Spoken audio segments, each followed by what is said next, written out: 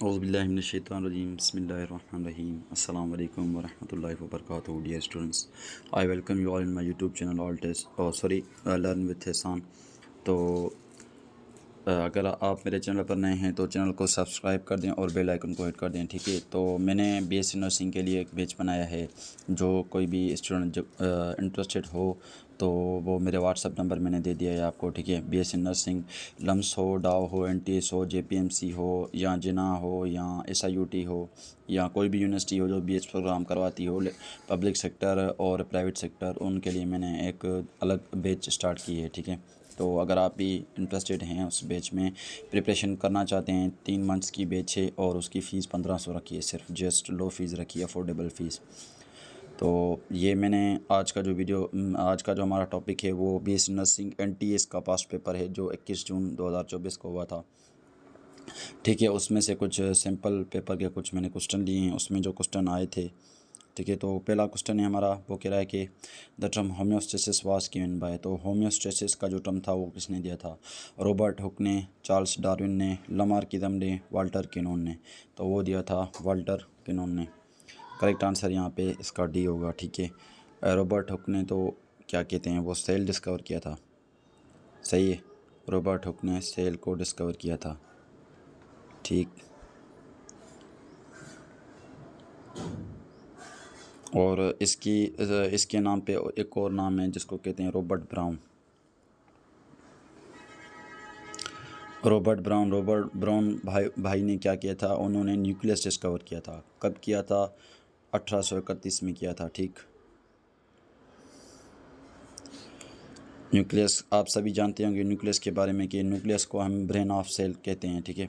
तो कंट्रोल करता है ऑल सेल की एक्टिविटीज़ बॉडी। जो सेल में चीज़ें इन होती हैं आउट होती हैं वो सब न्यूक्लियस के कंट्रोल में होते हैं, यानी कि वो चीफ कंट्रोलर है सेल का, ठीक है। तो क्वेश्चन नंबर 2 है हमारे पास, dear students, each enzyme has a specific charge place to fit the substrate card. हर एक एंजाइम जो है उससे एक ख़ास किस्म की चार्ज प्लेस होती है, जगह होती है जहाँ पे वो फिट होता है सबस्ट्रेट के साथ। तो उसे हम क्या कहते हैं? कैटालाइटिक साइट कहते हैं, एलोस्टेरिक साइट कहते हैं, एक्टिव साइट कहते हैं, बाइंडिंग साइट कहते हैं। तो इसका जो करेक्ट आंसर है हमारे पास वो है option number C, active site, ठीक। क्वेश्चन नंबर 3 हमारे पास, dear students, Golgi body compose of several flat and like plate structure. Golgi body जो है वो बनी हुई है सेवरल कितने ही flat and like structure plate के साथ। तो उसे हम क्या कहते हैं? उसे हम मैट्रिक्स कहते हैं, नहीं उसे हम सिस्टरनाई कहते हैं, ठीक।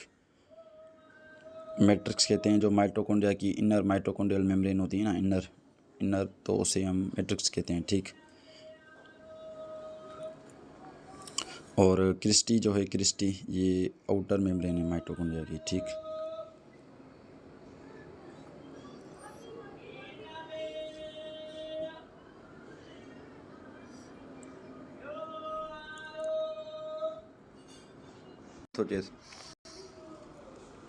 तो क्वेश्चन नंबर अगला है हमारे पास question number 4, dear students, which one of the following is a supplementary unit.